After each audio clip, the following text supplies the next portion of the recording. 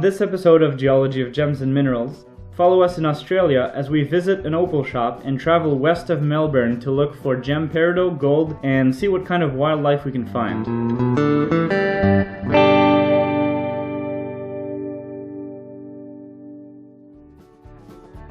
In Melbourne, Australia, I had the chance to visit the National Opal Collection store, which has a really fantastic collection of opalized fossils, and it also has some really nice jewelry, which is available for sale. Here are some bivalves that are about 100 million years old. Essentially how these formed is the shells were dissolved away and completely replaced by some amazing precious opals. And these areas even have opalized dinosaur bones. Opal in Australia is also found in cavities within a rock called ironstone, and this is a really good example here. This is called boulder opal.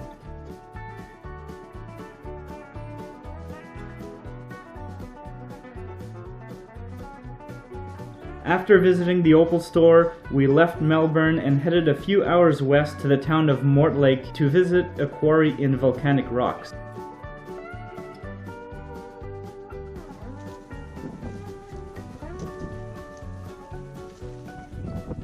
Here I'm breaking open some volcanic bombs. What's a volcanic bomb? It's basically a piece of rock. In this case, most of these rocks come from the Earth's mantle. They were brought up with the lava, the magma, and they were essentially blasted out, flung out from the volcano. Some of these rocks on the inside are dark green. They're mostly composed of pyroxene minerals, and that's not what I'm looking for, because I really want the ones containing peridot.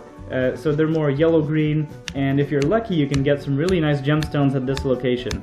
Gem quality crystals of feldspar can also be found in this volcanic rock, and they formed at depth, but they probably formed in the magma chambers, and then they were carried to the surface by the magma. The quarry here exploits scoria basalt, which erupted about 360,000 years ago. In terms of the Earth, basically this erupted yesterday.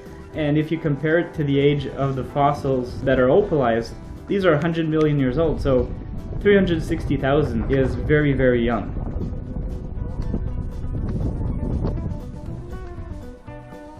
So I finally found some peridot, and this is in a volcanic bomb that's really cool because it still has the tail of lava that formed when it was flying through the air. But we didn't get much gem quality peridot, so we set off again, this time to search for gold.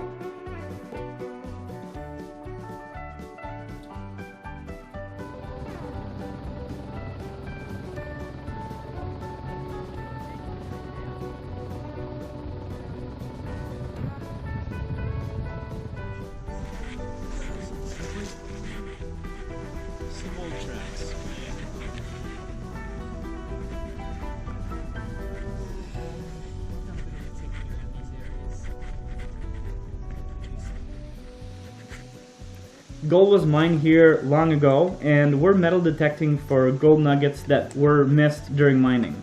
And this is really hard because there's all sorts of junk in the ground that sets off your metal detector, like lead from bullets, pieces of iron, all sorts of junk, and finding gold is actually very difficult.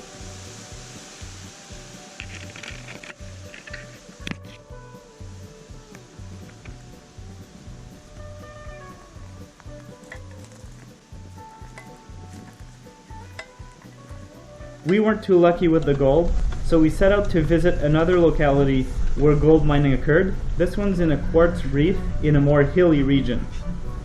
I'm just gonna try it on the safe side. I'm just going like this. Oh no, that's just slipping out.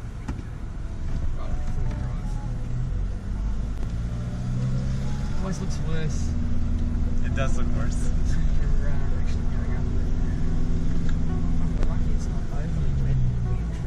Yep.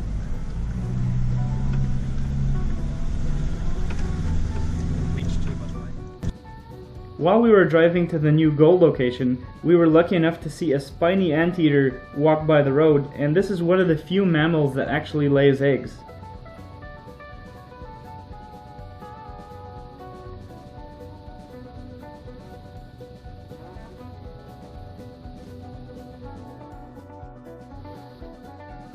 So finally we got to the Quartz Reef before sundown, and we only managed to find a few quartz crystals and no gold, so I'll have to come back to Australia, and hopefully the next time I'll find a few gold nuggets.